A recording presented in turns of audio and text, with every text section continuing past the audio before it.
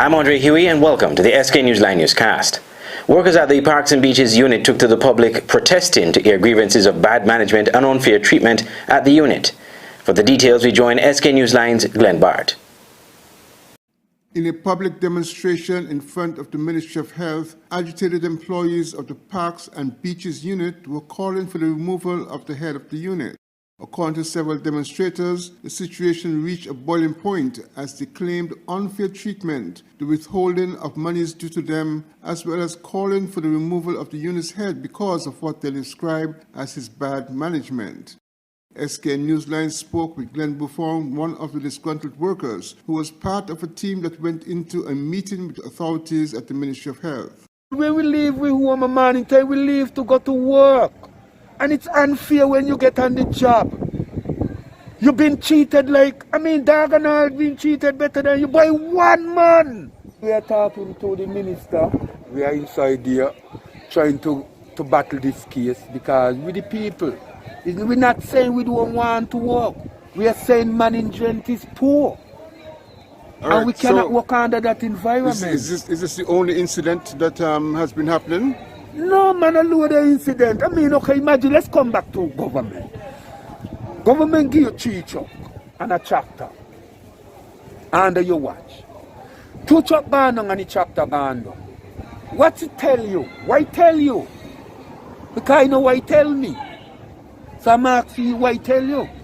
Yeah. Tell me poor management. We find it uncomfortable to go forward with Mr. Nisbet. Mind you, we're not saying we don't want to work. We are saying management is bad. It is poor. You can't take out advantage from people. You can't exploit people. And them are the frontline people. We got the country selling. That little piece of landscaping what we do. It's what the country need. And it's what making the country going forward. This day. Today. The protesters marched with placards from the unit's location on the Bay Road to the Ministry of Health at Bladen's commercial site. Glenn Bart reporting for SK Newsline. 2 persons have been charged in a drug bust following joint operations by the police and the Customs Department. SK Newsline's Jacinthia Teixeira has the details.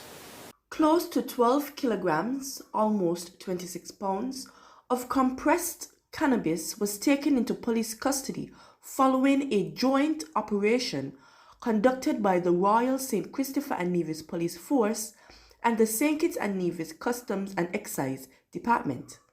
The officers discovered the cannabis concealed inside a barrel. The operation was conducted on January 12, 2022. 2 individuals have been charged in relation to the find. The police have charged Janald O'Dane of Pine Garden, Shadwell, and Charlene Holiday of Walwyn Street, Bastille, for the offense of possession of cannabis with intent to supply. The Customs and Excise Department has charged O'Dane and Holiday for the offense of making a false declaration, importation of cannabis, concealment of cannabis, and attempting to fraudulently evade customs. They were charged on January 14, 2022 and remain in police custody. I am Jacinthia Teixeira for SKN Newsline. When we come back, Nevis leading the way in the Federation with a manufacturing innovation, the making of surgical masks. The details when we return. Will you be there when we come to play? Will you be there? Welcome to the ICC Under-19 Cricket World Cup. Will you be there? It's the street when we coming down. The children spills excitement everywhere. What pressure? Will you be there to see our stars shine? Will you be there with the biggest fight alive? Will you be there? 4 and 6, yeah, do not miss it, no. The ICC Under-19 Men's Cricket World Cup. Be there January 14th to February 5th.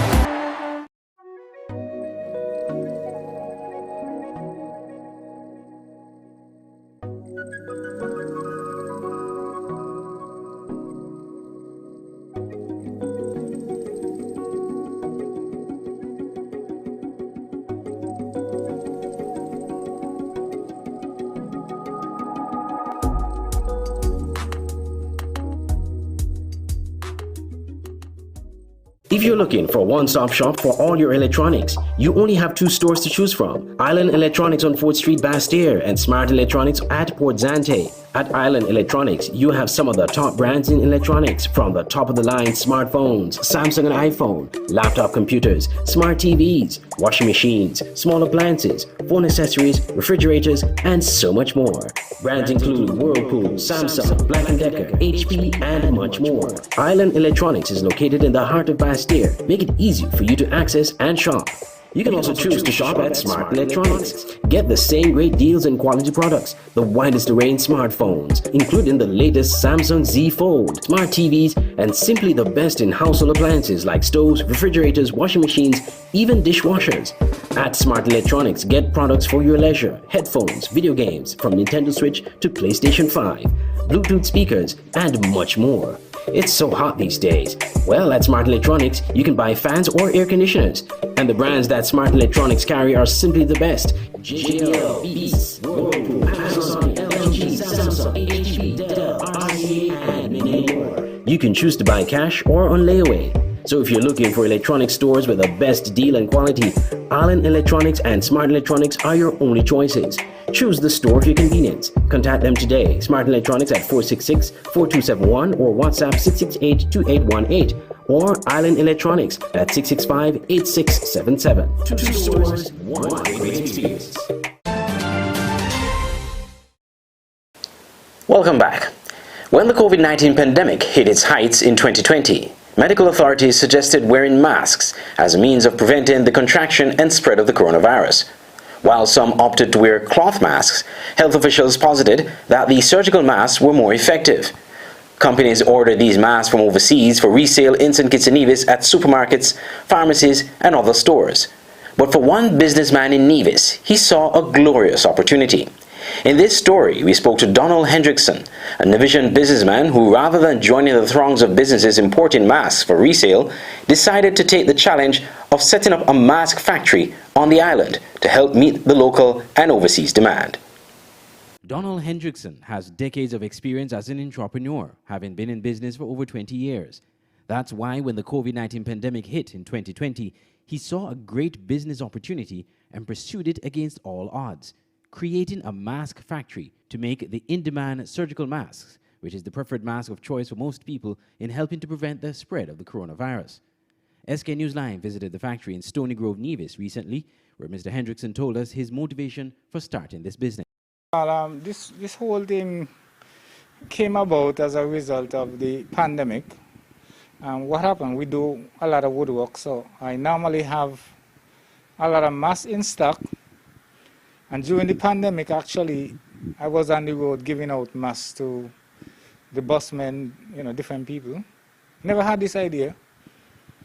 And then I said, but if I'm giving out masks, why not make masks then? Because I had a lot of masks, so I was just helping people, telling them wear the mask. And so that's how the idea came to me, just helping other people. And so I started to look on it. It was a lot of challenges, because getting anything out of China is a lot of problem. And at the same time, because of the pandemic, there was such great demand for these machines that we had a lot of problem, and the price actually was tripled because of the pandemic.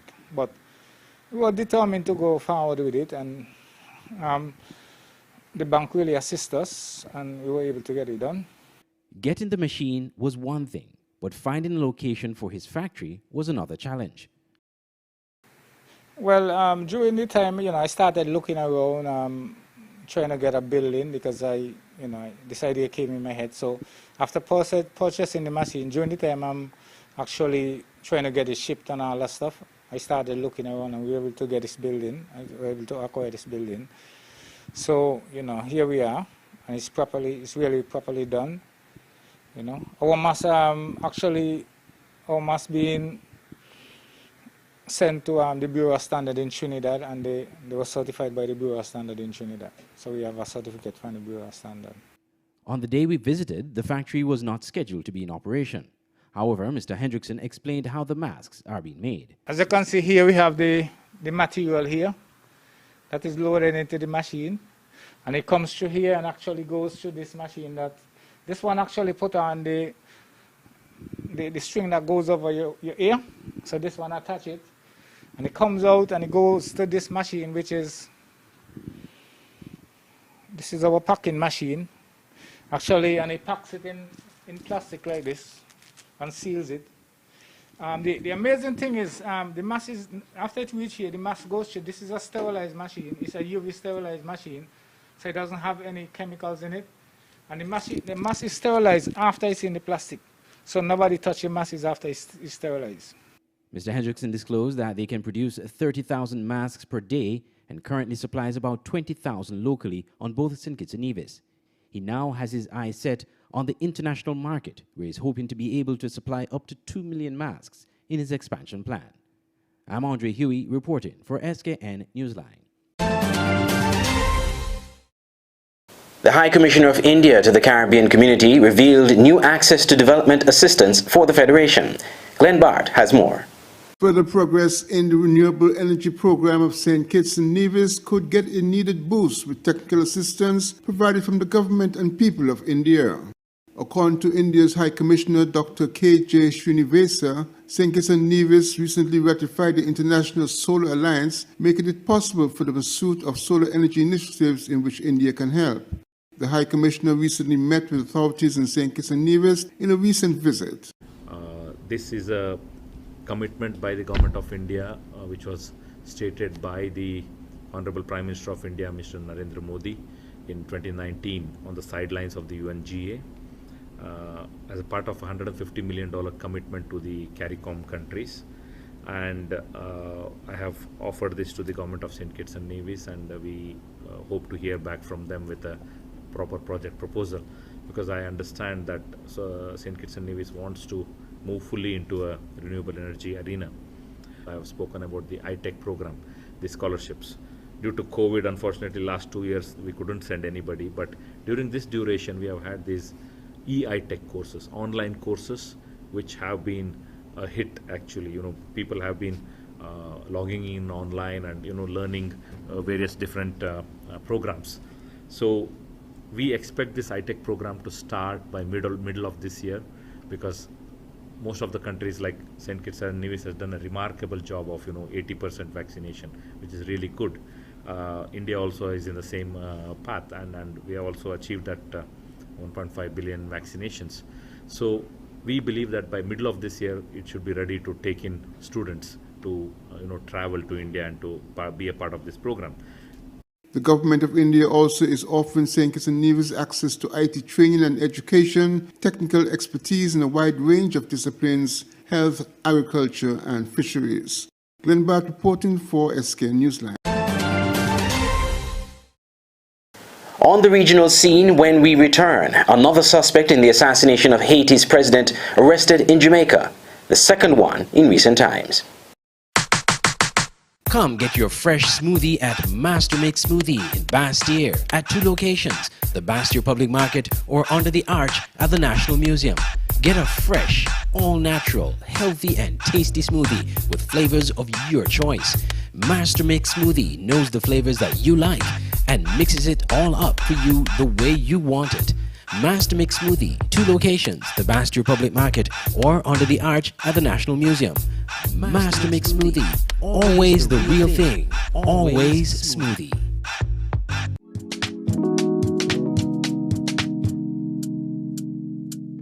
Want to buy some fresh fruits, vegetables, or ground provision, but don't have the time to go to the market or even to find parking? Look no further. Green Market and Delivery is your solution. Green Market and Delivery is an e-commerce store that sells and delivers local produce to customers in St. Kitts and Nevis. Anything you purchase, you can get fresh from the market and delivered directly to your door. Log on to www.greenmarketskn.com. Click on the e-store link, choose your items, and shop away. We have a wide array of products from fruits, vegetables, local products, spices and seasonings, and much more. Save time and energy. Shop on greenmarketskn.com, your one-stop shop for fresh local produce.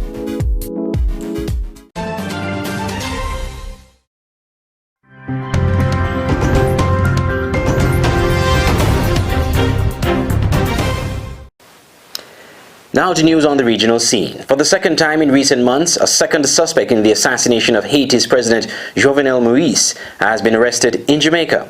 While investigations are still in its infancy, police are surmising that the suspect entered the country illegally.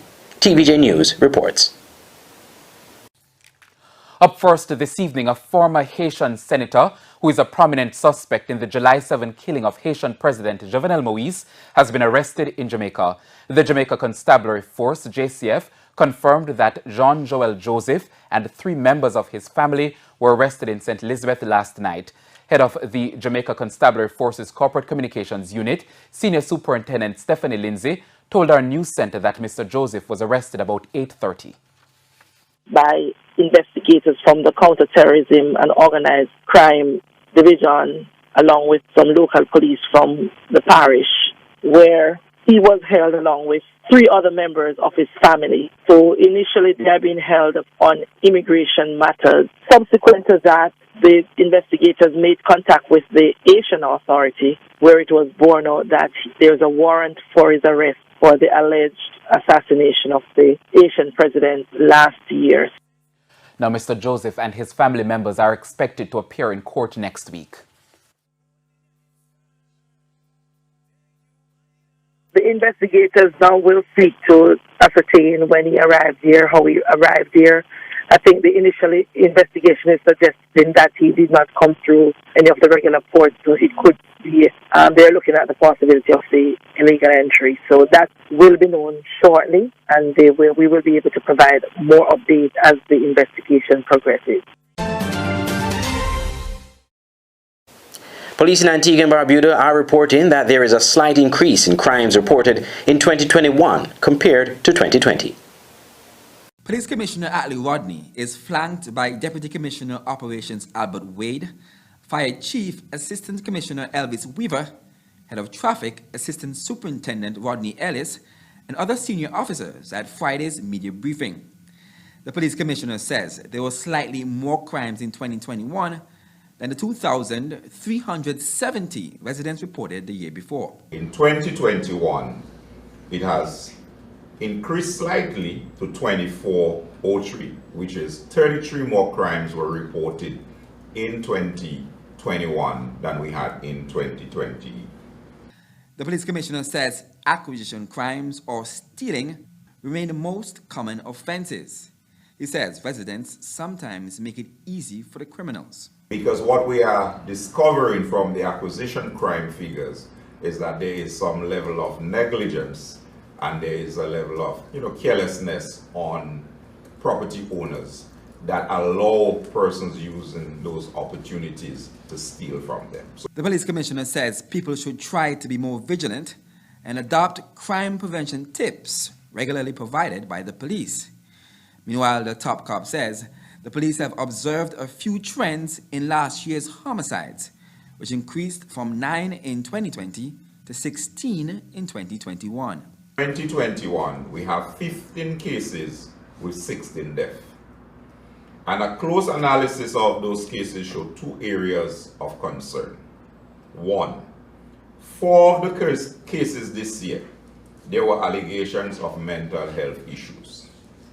And in 5 cases, there were allegations of domestic violence. The Commissioner calls on Health Ministry and Social Services personnel to assist the police in addressing these issues. Meanwhile, there were 2,172 traffic collisions, a decrease of 56 compared to 2020, and 402 fire calls, which is 92 fewer than the previous year. Jamie J. Roche, ABS News.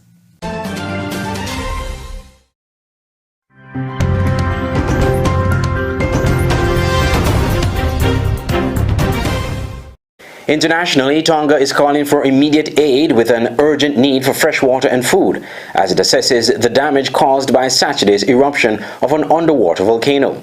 The appeal came as experts detected another eruption.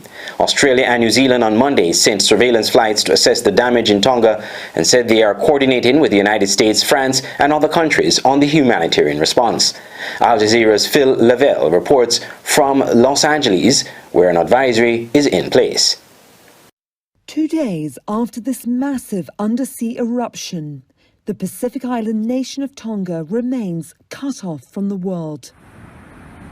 A fibre optic cable, said to be its main line of communication, now broken. There was this giant explosion, which scientists think is a 1 in 1,000-year event for this sort of volcano. It takes about 1,000 years to fully recharge, so it just happened to be around at the point where it has unleashed a vast amount of its magma in a really explosive way. It's probably one of the most energetic explosions of the entire 21st century so far.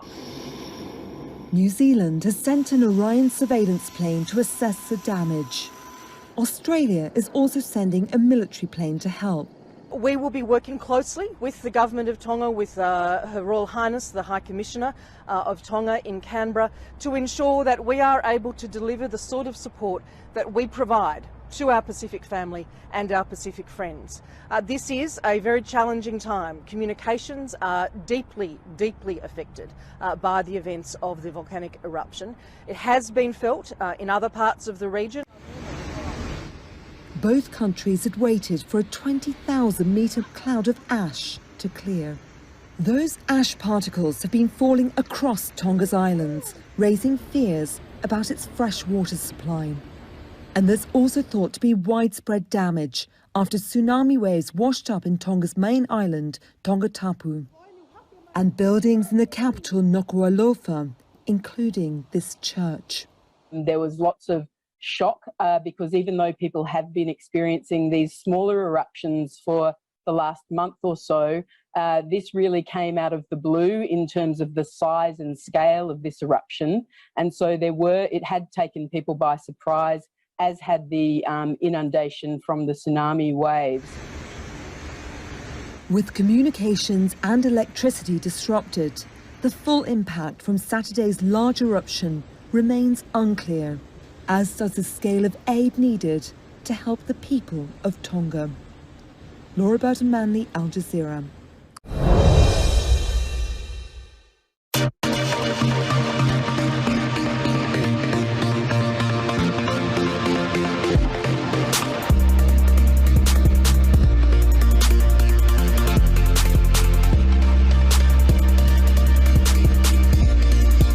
Now to sports. The ICC Under-19 World Cup Cricket Tournament got underway on Friday, and as you know, some of the matches are being played in St Kitts at the Connery Cricket Grounds and the Warner Park. West Indies on Monday defeated Scotland Under-19s by 7 wickets with 182 balls to spare at the Warner Park in Bastille. We have more in this report. The West Indies Under-19s got their first victory of the ICC Under-19 World Cup after defeating the Scotland Under-19s by 7 wickets. Scotland went into bat, made 95 in 35.1 overs. West Indies, in reply, 96 for 3 in 19.4 overs. The tournament started on Friday, where West Indies faced Australia, the Providence Stadium in Guyana, Australia winning by 6 wickets. Then Sri Lanka, they played Scotland Under-19s on Friday at the Everest Cricket Club ground in Georgetown, Guyana. Sri Lanka winning by 40 runs. On Saturday, Zimbabwe Under-19s took on the Papua New Guinea Under-19s. Zimbabwe won by 228 runs. Zimbabwe made 321 for 9. Papua New Guinea 93 all out in 35 overs. Then Ireland Under-19s defeated Uganda Under-19 by 39 runs. Ireland made 236 for 9. Uganda won 97 all out in 48.1 overs. The India Under-19s played South Africa Under-19s. India winning by 45 runs. Canada and the United Arab Emirates, they played on Saturday at the Connery Sports Club. United Arab Emirates winning by 49 runs. Canada had 235, UAE 284 for 7. Then on Sunday, the match played at the Warner Park in Bastille. Bangladesh Under-19s versus the England Under-19s. England winning by 7 wickets. Bangladesh made 97 all out in 35.2 overs. England 98 for 3. A good start for England in the competition. Up to news time on Monday, Australia was playing Sri Lanka Under-19s at the Connery Sports Club, while Pakistan Under-19s played Zimbabwe at the Diego Martin Sporting Club in Diego Martin, Trinidad and Tobago. On Tuesday, St Kitts will once again be host to Under-19 World Cup cricket action at the Warner Park. Will be England Under-19s versus Canada Under-19s. the 11th match of the tournament in Group A and will be played at 9 a.m. Sports on the international scene. Tennis star Novak Djokovic has boarded a plane for Dubai after an Australian court upheld a decision to cancel his visa.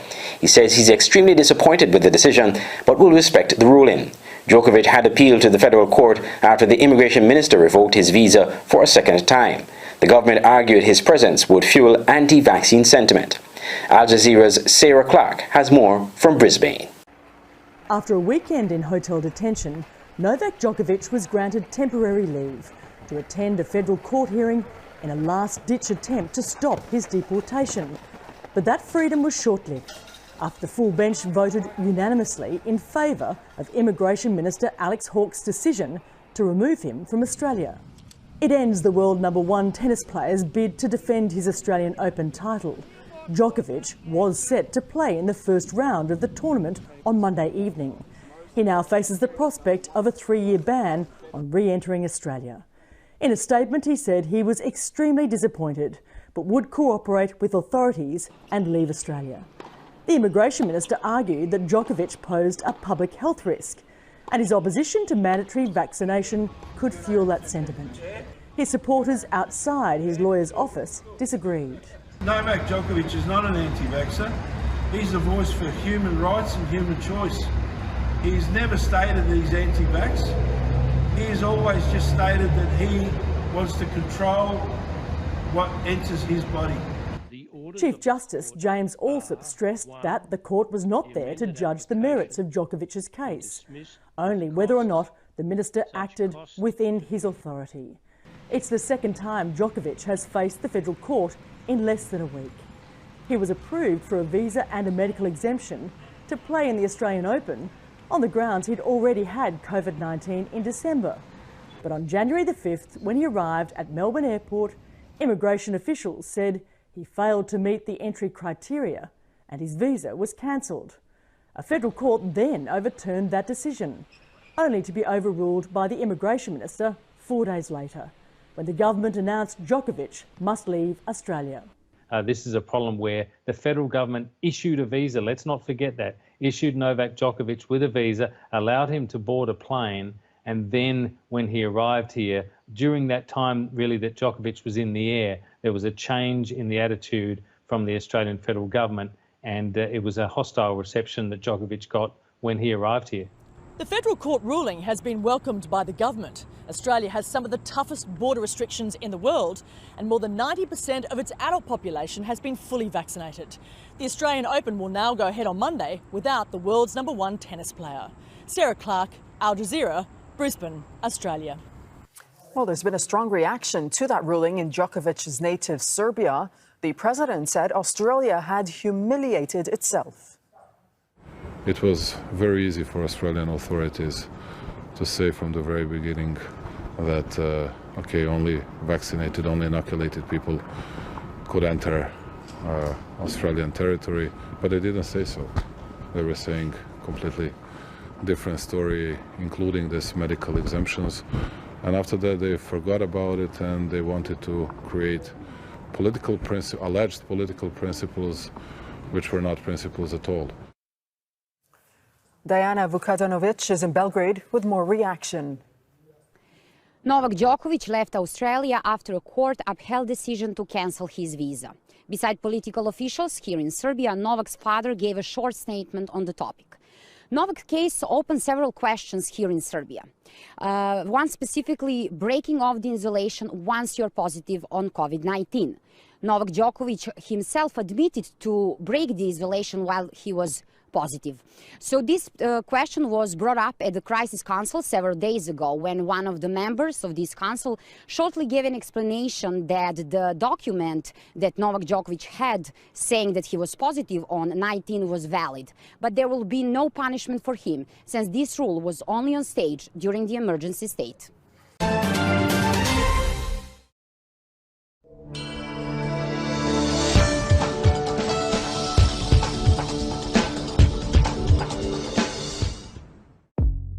Welcome to the SKN Newsline Weather Report. I am Janil Boole.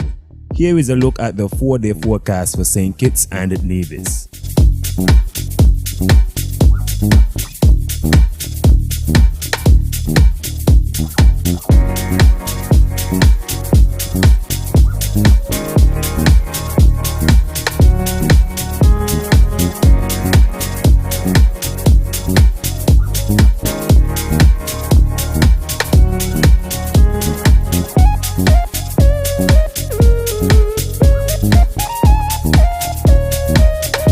For a more detailed weather report, visit our website at www.sknnewsline.com. You have been watching the SK Newsline Newscast. For more news and sports, log on to our website at www.sknewsline.com. You can subscribe to our YouTube channel, or you can like and follow our Facebook page. You can also download our Android mobile app. From all of us here at SK Newsline and Channel 95, I'm Andre Huey. Thank you for watching.